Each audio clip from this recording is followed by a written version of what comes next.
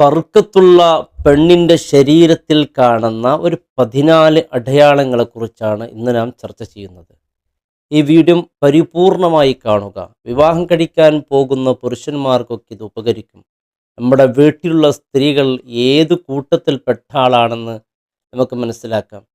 ഇവരുടെ ശരീരത്തിൽ ഈ 14 അടയാളങ്ങളിൽ എൻ്റെ പ്രിയപ്പെട്ടവരെ അത് പ്രകടമാകുന്നുണ്ടെങ്കിൽ നമ്മുടെ വീട്ടിലിരിക്കുന്ന മുത്ത് അത് നമ്മുടെ വീടിൻ്റെ ബർക്കത്താണ് എന്ന് നമുക്ക് മനസ്സിലാക്കാം.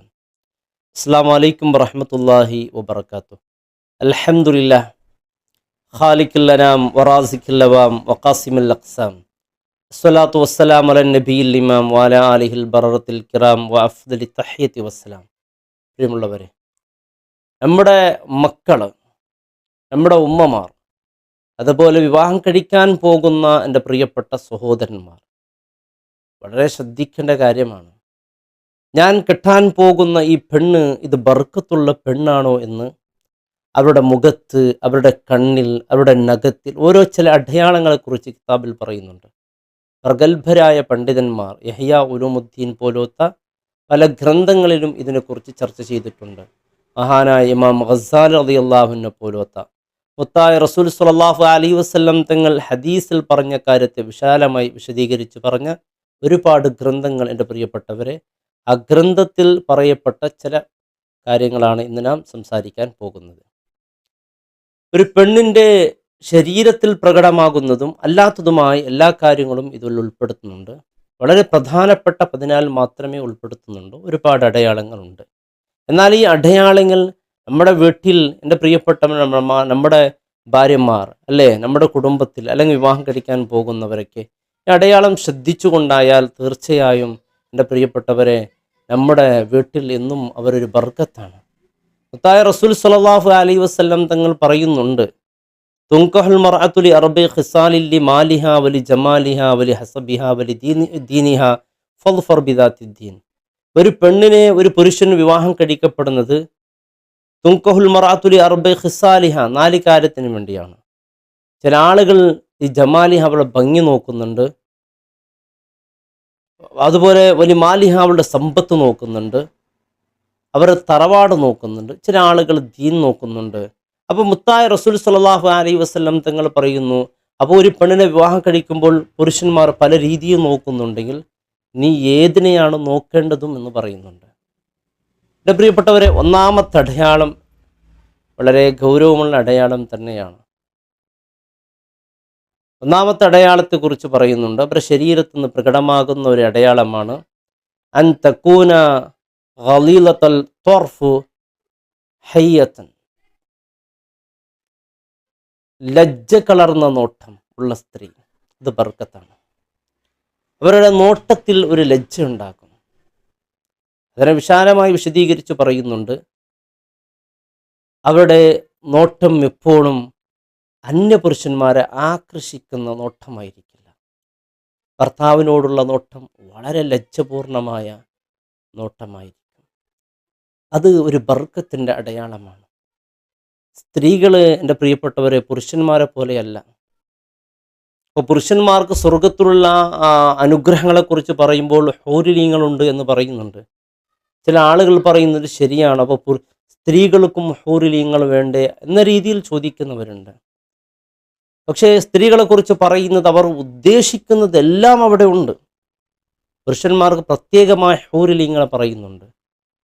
സ്ത്രീകൾ എന്തുകൊണ്ട് പറയുന്നില്ല? അവിടെ സ്വഭാവം മാനിച്ചുകൊണ്ടാണ് ഖുർആൻ സംസാരിക്കുന്നത്. അവർ ലജ്ജ ഉള്ളവരാണ്. ആ രീതിയിലെ ഖുർആൻ അവരുടെ മനസ്സിനെ മനസ്സിലാക്കിക്കൊണ്ടാണ് ഖുർആൻ സംസാരിക്കുന്നത്. സ്ത്രീകൾ എൻ്റെ പ്രിയപ്പെട്ടവരെ പുരുഷന്മാരെ പോലെ ഒന്നുമല്ല. പുരുഷന്മാർക്ക് പല സ്ത്രീകളെ കാണുമ്പോൾ പലപ്പോഴും പലതും തോന്നിയേക്കാം. സ്ത്രീകൾ അങ്ങനെയല്ല. അവരുടേതായ സ്വന്തമായ ഒരു പുരുഷൻ അവളെ സ്നേഹത്തോടും സന്തോഷത്തോടും അവളെ കൂടെ നിൽക്കുന്ന, അവർക്ക് സുരക്ഷിതം ഉറപ്പുവരുത്തുന്ന ഒരു പുരുഷൻ അവർക്ക് കിട്ടിയാൽ ഒരിക്കലും അവർ ഒരു സ്ഥലത്തും എൻ്റെ പ്രിയപ്പെട്ടവരെ ഒരിടത്തും അവൾ തളരാതെ നല്ലൊരു ജീവിതം നടത്തും. ഒരു അന്യപുരുഷനുമായിട്ടുള്ള ഒരു ബന്ധവും ഉണ്ടാവുകയില്ല. പിന്നെ സ്ത്രീകൾ അന്യപുരുഷന്മാരുമായിട്ടുള്ള ബന്ധങ്ങൾ നടത്തുന്നുണ്ടല്ലോ എന്ന് ചോദിക്കും. പരപുരുഷന്മാരുമായിട്ടുള്ള അവരുടെ ബന്ധം യഥാർത്ഥത്തിൽ അവരുടെ സ്വഭാവത്തിൽപ്പെട്ടതല്ല. പിന്നെ അവരെന്തിനാണ് അതൊക്കെ ചെയ്യുന്നത്? അത് ഒന്നിനും കൊള്ളാത്തവരല്ല എന്ന് അവർ തെളിയിക്കാൻ വേണ്ടിയാണ് ചെയ്യുന്നത്. യഥാർത്ഥത്തിൽ അവരുടെ സ്വഭാവത്തിൽ പെട്ടതല്ലത്. പുരുഷന്മാരെ പോലെ അല്ല, അങ്ങനെയാണ് സ്ത്രീകൾ. അവരെക്കുറിച്ച് ഖുർആൻ ഒരിടത്തും പോലും ഹദീസിലാവട്ടെ ഹൂറിലീങ്ങളെക്കുറിച്ച് പുരുഷന്മാരെ പറയുമ്പോൾ സ്ത്രീകളെ പറഞ്ഞിട്ടുമില്ല. എന്തുകൊണ്ട്? അവരോട് സംസാരിക്കേണ്ട രീതി അങ്ങനെയാണ്. അവർക്ക് ഉദ്ദേശിക്കുന്നതെല്ലാം സ്വർഗത്തിലുണ്ട് എന്ന രീതിയിലാണ് ഖുർആൻ സംസാരിച്ചത്. അപ്പം ലജ്ജ കലർന്ന നോട്ടമുള്ള ഒരു സ്ത്രീ, അത് നമ്മുടെ വീടിൻ ബർക്കത്താണ്. എൻ്റെ പ്രിയപ്പെട്ടവർ, ഈ അടയാളങ്ങളൊക്കെ നാം പറയുമ്പോൾ മനസ്സിലാക്കണം, ഈ പറയുന്ന അടയാളങ്ങളൊക്കെ ഉള്ളവർ മാത്രമാണ് ബർക്കത്ത്, മറ്റുള്ളവർ ബർക്കത്തില്ല എന്ന രീതിയിലല്ല. അവർ ഉള്ളവരാണെങ്കിൽ വലിയ ബർക്കത്ത് തന്നെയാണ് നമ്മുടെ വീട്ടിലേക്ക് എന്ന് നാം മനസ്സിലാക്കേണ്ടതാണ്. ഇത് ഏറ്റവും പ്രധാനപ്പെട്ടതാണ് അൽ ഹയാവ്, ലജ്ജ എന്നുള്ളത്. രണ്ടാമത്തൊരു അടയാളം സുർഅത തസ്വീജിഹ, മുത്തായ റസൂൽ പഠിപ്പിച്ചത്.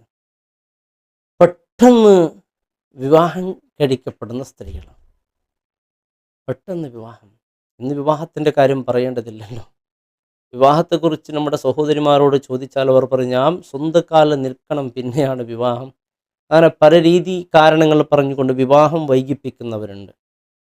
നിങ്ങൾ വിവാഹം പെട്ടെന്ന് കഴിക്കൂ. നിങ്ങളെ പഠനം വീണ്ടും നിങ്ങൾ പൂർത്തിയാക്കാമല്ലോ. നിങ്ങളെ ഭർത്താവ് നിങ്ങളെ കൂടെ നിൽക്കും. നല്ലൊരു സ്വാലിഹായ നല്ലൊരു ഭർത്താവ്, ദീനുള്ള ഭർത്താവ് കിട്ടിയാൽ വിവാഹം വൈകിപ്പിക്കരുത്.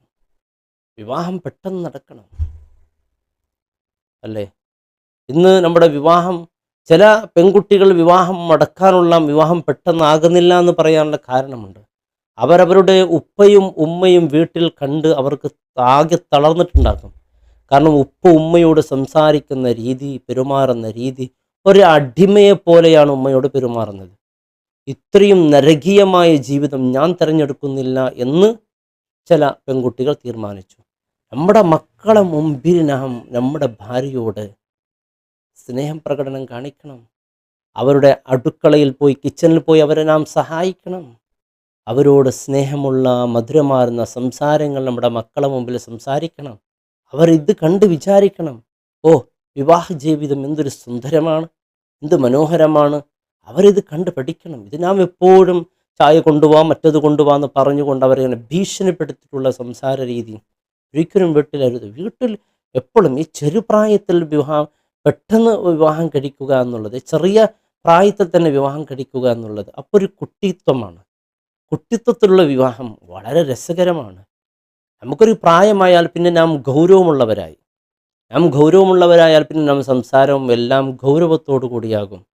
കുട്ടിത്വത്തിലുള്ള ആ വിവാഹമുണ്ടല്ലോ, അത് രണ്ട് പേരും കുട്ടിത്വത്തിലുള്ള ആ വിവാഹവും അവരുടെ ആ ജീവിതം വളരെ മനോഹരവും സന്തോഷകരവുമായിരിക്കും.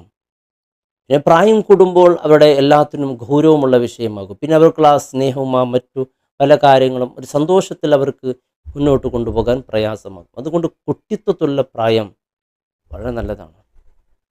ഞാൻ വിവാഹം കഴിച്ച് എൻ്റെ പ്രായം പറഞ്ഞാൽ ഞെട്ടും. ഇത് കൃത്യമാണ്, എന്നെ അറിയുന്നവർക്കൊക്കെ അറിയാം. ഞാൻ വിവാഹം കഴിക്കുമ്പോൾ എൻ്റെ പ്രായം 19 വർഷമാണ്. നിക്കാഹ് സുന്നത്താണ്, മുത്തായ റസൂലിൻ്റെ, നിങ്ങൾ വിശ്വസിക്കില്ല. എൻ്റെ പ്രിയപ്പെട്ടവരെ, ഈ ചെറുപ്രായത്തിൽ വിവാഹം കഴിക്കുമ്പോൾ നമുക്കൊരു പെണ്ണിനെ കൊടന്ന് വിവാഹം കഴിച്ച് അവളുടെ സന്തോഷത്തിൽ അവരുടെ എല്ലാ കാര്യവും നമുക്ക് ഏറ്റെടുക്കാൻ സാധിക്കുമെന്നുള്ളൊരവസ്ഥയിലേക്ക് എത്തിയാൽ നാം വിവാഹം കഴിക്കണം. ഞാൻ 19-ാമത്തെ വയസ്സിൽ ഒരു സ്ഥലത്ത് പഠനം പൂർത്തിയായി. ആദ്യം ഒരു വലിയ മഹല്ല് എനിക്ക് കിട്ടി. അവിടെ ഒരുപാട് മുതഅല്ലിമീങ്ങളെ കൊണ്ടുപോയി ആദ്യം ഞാൻ ദർസ് തുടങ്ങുമ്പോൾ തന്നെ ഒരു ഏകദേശം മാസങ്ങളാകുമ്പോൾ സാമ്പത്തികമായ രീതിയിൽ ഞാൻ ഒരു നല്ല രീതിയിലെത്തി. അപ്പോൾ ആ വിവാഹം കഴിക്കേണ്ട പ്രായവുമായിരുന്നു. 19-ാമത്തെ വയസ്സിൽ തന്നെ ഞാൻ വിവാഹം കഴിച്ചു. ഇന്ന് പെൺകുട്ടികൾ വിവാഹം കഴിക്കുമ്പോൾ 25, 26, ചിലർ 30 വരെ കടക്കുന്നുണ്ട്. വിവാഹം പുരുഷന്മാരങ്ങനെ പെട്ടെന്ന് വിവാഹം കഴിക്കുക, വിവാഹം പെട്ടെന്നാകാൻ നമുക്ക് സാമ്പത്തികമായ ഒരു രീതിയിൽ നാം എത്തുമ്പോഴേക്കും നല്ലൊരു ഈ അടയാളങ്ങൾ വർക്കത്തുള്ള പെണ്ണ് കെട്ടുകയാണെങ്കിൽ നമുക്ക് വിവാഹം കഴിക്കാം. നമ്മുടെ ദാമ്പത്യ ജീവിതത്തിൽ അള്ളാഹു സന്തോഷം നൽകട്ടെ. മൂന്നാമത്തെ അടയാളം ത്വലാഖത്തുൽ വജ്ഹി മാ സൗജി ആണ്. മുഖപ്രസന്നതയുള്ള സ്ത്രീ. ഭർത്താവിനോട് സംസാരിക്കുമ്പോൾ വളരെ മുഖപ്രസന്നതയോട് സംസാരിക്കുന്ന ഒരു പെണ്ണ്, അത് ബർക്കത്തിൻ്റെ അടയാളമാണ്. എത്ര ദേശത്തിനും കച്ചവടമൊക്കെ തകർന്ന് തരിപ്പണമായി വീട്ടിൽ വന്നാൽ അവളുടെ ഒരു വാക്ക്, അവളുടെ ആ മുഖപ്രസന്നതയോടുള്ള സംസാരം, എല്ലാം തീർന്നു.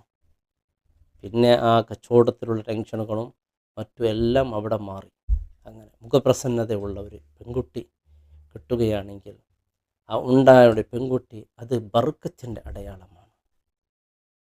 നാലാമത്തൊരു അടയാളം ഹഫീലത്തുൽ സൗത്ത്, മനോഹരമായ സംസാരം. അങ്ങനെ പറഞ്ഞാൽ വളരെ താഴ്ന്ന് സംസാരിക്കുന്നവൾ, വിനയത്തോടുകൂടി സംസാരിക്കുന്നവൾ, മനോഹരമായ സംസാരമുള്ള ഹഫീലത്തു സൗത്ത്, ഇത് ബർക്കത്തുള്ള പെണ്ണിൻ്റെ അടയാളമാണ്.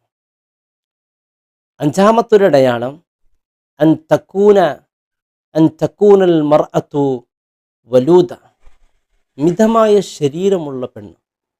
അങ്ങനെ പറഞ്ഞാൽ കൂടുതൽ മക്കളെ പ്രസവിക്കാനുള്ള കഴിവുള്ള ശേഷിയുള്ള പെണ്ണ്, ഇത് ബർക്കത്തിൻ്റെ അടയാളമാണ്. കൂടുതൽ പ്രസവിക്കുന്ന പെണ്ണ്, അവളുടെ ശരീരം മിതമായ ശരീരം, അവൾ കൂടുതൽ പ്രസവിക്കും. അങ്ങനെയുള്ള പെൺകുട്ടി ബർക്കത്താണ്. നാം നമ്മുടെ മക്കളെ, നമ്മുടെ ദാരിദ്ര്യത്തെ പേടിച്ചുകൊണ്ട് മക്കളെ നിരത്തരുത്. ലാ നസ്അലുക റിസ്ക, വിശുദ്ധ ഖുർആൻ അള്ളാഹു പറയുന്നു, റിസ്ക്കിനെ ഞാൻ ചോദിക്കുന്നില്ല, നഹ്നു നർസുഖുക, റിസ്ക് നിങ്ങൾക്ക് നൽകുന്നത് ഞാനാണ്. റിസ്ക് അള്ളാഹു ചോദിക്കുന്നില്ല, റിസ്ക് അള്ളാഹുവാണ് നൽകുന്നത്.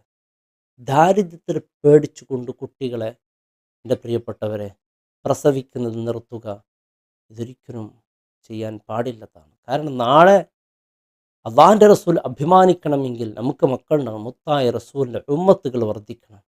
അങ്ങനെ വർദ്ധിക്കണമെങ്കിൽ കൂടുതൽ പ്രസവിക്കുന്ന സ്ത്രീയെ നോക്കി വിവാഹം കഴിക്കുക, അത് ബർക്കത്തിൻ്റെ അടയാളമാണ് എന്നാണ് എൻ്റെ പ്രിയപ്പെട്ടവരെ ഞാൻ മനസ്സിലാക്കണം. ആറാമത്തൊരു അടയാളം തെളിഞ്ഞ നെറ്റിത്തടമുള്ള, ചുളിയാത്ത നെറ്റിത്തടമുള്ള സ്ത്രീ. ഏഴാമത്തൊരടയാളം തെളിഞ്ഞ കണ്ണുകളുള്ള, കാരുണ്യം തുമ്പുന്ന കണ്ണുകൾ. അങ്ങനെയുള്ള സ്ത്രീകൾ അത് വലിയ ബർക്കത്താണ്. എട്ടാമത്തൊരടയാളം അത് നഖത്തിൽ കാണുന്ന അടയാളമാണ്. വൃത്തിയുള്ള, വളരെ മനോഹരമായ നഖമുള്ള സ്ത്രീ. നഖം വിവാഹം കഴിക്കുന്നതിന് മുമ്പ് നോക്കുമല്ലോ, മുഖേ സുന്നത്തല്ലോ. അങ്ങനെയുള്ള വൃത്തിയുള്ള നഖമുള്ള പെൺകുട്ടി, അത് വലിയ ബർക്കത്താണ്. ഒമ്പതാമത്തൊരടയാളം സുർഅത്ത റഹ്മിഹ, പെട്ടെന്ന് പ്രസവിക്കുന്ന പെണ്ണ്. വിവാഹം കഴിഞ്ഞ് പിന്നെയും പ്രസവം വൈകിപ്പിക്കരുത്, പെട്ടെന്നായിരിക്കണം.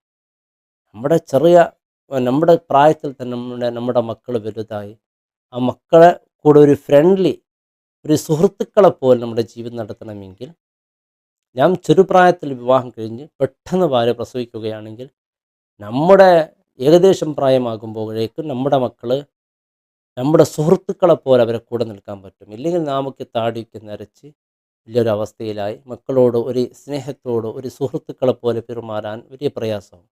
അതുകൊണ്ട് പെട്ടെന്നുള്ള പ്രസവം വൈകിപ്പിക്കുന്നത്, ഞാൻ ഒരു ജീവിതത്തിൽ ഒരു സെട്ടപ്പല്ലായതിൻ്റെ ശേഷമുള്ള പ്രസവം, അതൊക്കെ ഒഴിവാക്കണം. ഒമ്പതാമത്തെ അടയാളം ഖില്ലത്തു മഹ്രിഹ, മഹർ വളരെ ചുരുങ്ങിയത് ആവശ്യപ്പെടുന്നവർ. മഹർ എൻ്റെ പ്രിയപ്പെട്ടവരെ പുരുഷൻ്റെ അവകാശമാണ്, പുരുഷന് കൊടുക്കേണ്ടതാണ് സ്ത്രീക്ക്. സ്ത്രീധനം ഇസ്ലാമിൽ പാടില്ലാത്തതാണ്. ഇനിയിപ്പോൾ ഒരു ഭർത്താവ് തൻ്റെ മകൾക്ക് സ്വർണം ഒരു ഉപ്പിടുകയാണെങ്കിൽ അത് സ്വീകരിക്കുക, അത് പ്രശ്നമല്ല. അത് സ്വീകരിക്കേണ്ടത്, അത് സ്വർണം നിനക്കുള്ളതല്ല, നിൻ്റെ ഭാര്യക്കുള്ളത്, അത് അവളുടേതാണ്, അത് നിൻ്റേതല്ല. പിന്നെ സ്നേഹം, പ്രണയം അടുക്കുമ്പോൾ പിന്നെ എൻ്റേത് നിൻ്റേതെന്നില്ല, നമ്മുടേതാണത്. അങ്ങനെയാണ്. പിന്നെ ചില വീട്ടിലേക്ക് പോയാൽ അമ്മായിമാരൊക്കെ, ഓളെ നിൻ്റെ കഴുത്തിലുള്ള സ്വർണ്ണങ്ങളൊക്കെ എടുക്കുക, ഞാൻ ലോക്കറിൽ വെക്കാമെന്ന് പറയുന്ന രീതി, അത് അവൾക്കറിയാം വെക്കാൻ. അതിന് നീ അധികാരം കടത്താൻ പാടില്ല ഉമ്മ, നീ ഇടപെടാൻ പാടില്ല. നീ അവരുടെ ദാമ്പത്യ ജീവിതത്തിൽ പ്രശ്നമുണ്ടാക്കാൻ ഒരിക്കലും പാടില്ല. അവർ സന്തോഷത്തിൽ ജീവിക്കട്ടെ. അവർ ഇസ്സത്തോടു കൂടി ജീവിക്കട്ടെ. അവരുടെ മനസ്സിനെ പ്രയാസപ്പെടുന്ന, മനസ്സിലേക്ക് മുറിവേൽപ്പിക്കുന്ന വാക്കുകൾ ഒരിക്കലും പറഞ്ഞു പോകരുത്. 11ാമത്തെ അടയാളം അത് യക്കൂന ബുക്കുറുഹ ജാരിയത്തൻ, ആദ്യത്തെ പ്രസവം പെൺകുട്ടിയാവുക എന്നുള്ളത്.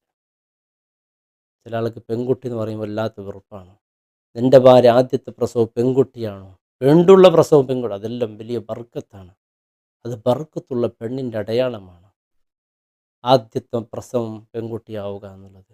ഞാൻ ആൺകുട്ടിയാണല്ലോ ഉസ്താദെ എൻ്റെ ആദ്യത്തെ പ്രസവം, ഒന്നും ബേജാറാകേണ്ടതില്ല. ആൺകുട്ടിയും പെൺകുട്ടി ബർക്കത്താണ്. പെൺകുട്ടിയായാൽ അൽഹംദുലില്ലാ വലിയ ബർക്കത്താണ്.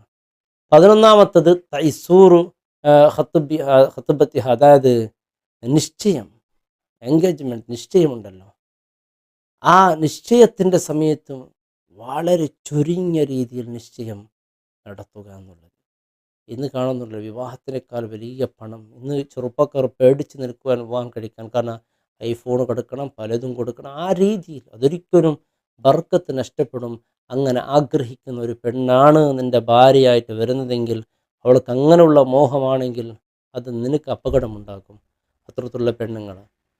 അതുപോലെ 13ാമത്തെ ഒരു അടയാളം എന്നുള്ളത് അങ്ങനെ പറഞ്ഞാൽ ഉള്ളത് കൊണ്ട് തൃപ്തിപ്പെട്ട് ജീവിക്കുന്ന പെണ്ണ്. ഏത് സമയത്തും നിന്നിൽ ഉള്ളത് കൊണ്ട് സന്തോഷത്തിൽ ജീവിക്കുന്ന ഒരു പെണ്ണ് കിട്ടിയാൽ അൽഹംദുലില്ലാ വലിയ സന്തോഷമാണ്. 14ാമത്തെ ഒരു അടയാളം ഹുസ്നുൽ ഖൽഖ്, സൽ സ്വഭാവിയായ ഒരു പെൺകുട്ടി. അത് നിൻ്റെ ഭാഗ്യമാണ്. അല്ലാഹു റബ്ബ് സുബ്ഹാനഹു വ തആല നമ്മുടെ ദാമ്പത്യ ജീവിതം സന്തോഷത്തിനും റാഹത്തിനുമാക്കട്ടെ. അസ്സലാമു അലൈക്കും വറഹ്മത്തുള്ളാഹി വബറകാതുഹു.